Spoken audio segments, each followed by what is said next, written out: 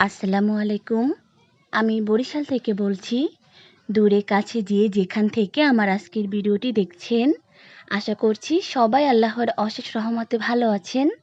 আমরাও আলহামদুলিল্লাহ ভালো আছি। বিডিরূপা ব্লগসে নতুন আরও একটা ভিডিওতে আপনাদের সবাইকে স্বাগতম। আশা করছি আমার আজকের ভিডিওটি আপনাদের কাছে অনেক বেশি ভালো লাগবে। যাই হোক, অনেক দিন পরে দুই টোনাটুনি রাস্তায় সকাল সকাল হাঁটতে বের হয়েছিলাম। একদম সকালবেলায় হাঁটতে বের হয়েছিলাম। চারদিকটা এতটা সুন্দর ছিল, আবার সাথে যদি থাকে হাসবেন্ড তাহলে তো কোনো কথাই থাকে না, তাই না? চারপাশটা এতটাই নিরিবিলি ছিল, কোনো গাড়ির শব্দ ছিল না, তারপর মানুষজনও ছিল না। শুধু আমরা দুই টোনাটুনি হাঁটছিলাম। মানে এতটাই ভালো লাগছিল। অনেক দিন পরে, মানে অনেক দিন পর বললে ভুল হবে, প্রায় ১ বছর পরে আমরা এইরকম নিরিবিলি একটা রাস্তায় দুইজনই একাই হেঁটেছিলাম। এতটাই ভালো লাগছিল যে সময়টা আমি একটু ভিডিও করে রেখেছিলাম আপনাদের সাথে শেয়ার করার জন্য। যাই হোক, আজকে মূলত আমার হাসব্যান্ড একটু বাজারে যাবে, কারণ মাসকাবাড়ির অনেক কিছুই শেষ হয়ে গিয়েছে প্রায়। কারণ আমরা মূলত যেহেতু প্রতি মাসের বাজার প্রতি মাসে করি, এর জন্য দেখা যায় কি মাস শেষ হয়ে গেলে প্রায় অনেক কিছুই শেষ হয়ে যায়।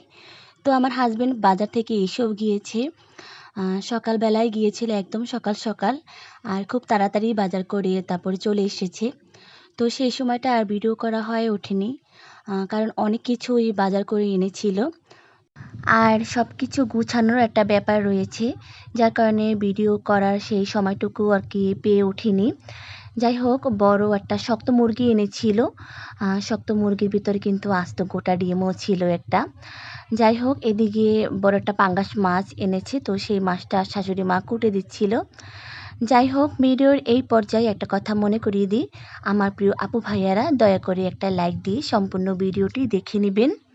আর যারা আমার চ্যানেলে নতুন ভিজিট করেছেন, তাদের যদি আমার আজকের ভিডিওটি কোনো জায়গায় ভালো লেগে যায়, তাহলে আমার চ্যানেলটিকে সাবস্ক্রাইব করে আমার পাশে থাকার অনুরোধ রইল। আর যারা এই কাজটি অলরেডি করে ফেলেছেন, তাদেরকে অসংখ্য অসংখ্য ধন্যবাদ। যাই হোক, গরুর মাংসও এনেছে। সব কিছু টুকটাক গোছ করে আমি একটু গরুর মাংস এদিকে দেখছিলাম যে কেমন হয়েছে মাংস। ছিনার মাংস এনেছে। ছিনার মাংস আমার শাশুড়ি মা অনেক পছন্দ করে, যার কারণে আমার হাজব্যান্ড সবসময় গরুর মাংস কিনলে মানে ছিনার মাংস দেখেই গরুর মাংস কিনবে। আর এনেছে ইলিশ মাছ। ইলিশ মাছগুলো অনেকটাই টাটকা ছিল, মিডিয়াম সাইজের ছিল। আর পাবদা মাছ এনেছে। পাবদা মাছ আমার অনেক পছন্দের একটা মাছ। আর এনেছিল বড় চিংড়ি মাছ।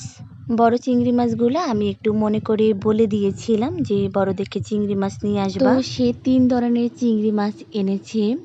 বড় চিংড়ি মাছ, তারপরে আবার আমাদের দেশি যে চিংড়ি মাছগুলো আছে সেইগুলো এনেছিল।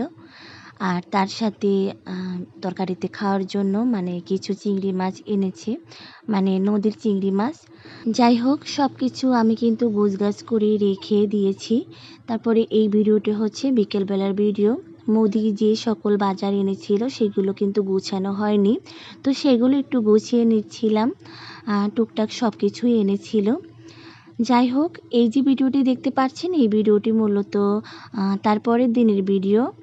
আমার ননদ এসেছিল, তো আমার ননদ কিন্তু আমাদের জন্য রসগোল্লা এনেছিল। একদম গরম গরম রসগোল্লা ছিল।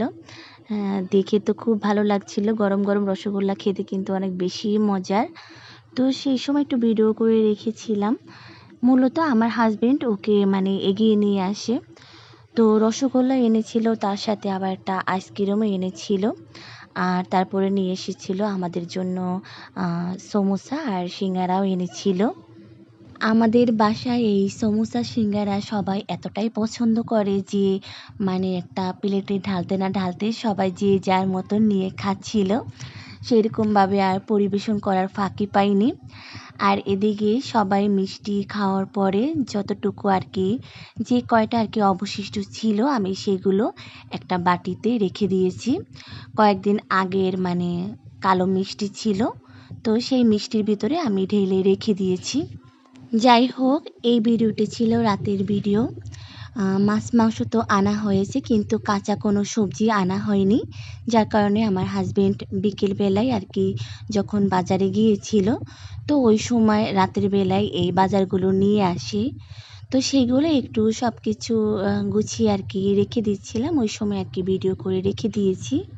যাই হোক, যে সকল আপু ভাইয়ারা আমার ভিডিওটিতে একটা লাইক দিয়ে সম্পূর্ণ ভিডিও আমার সাথে থেকে দেখে নিয়েছেন তাদেরকে অনেক অনেক ধন্যবাদ। সবাই ভালো থাকবেন, সুস্থ থাকবেন। আল্লাহ হাফেজ। আসসালামু আলাইকুম।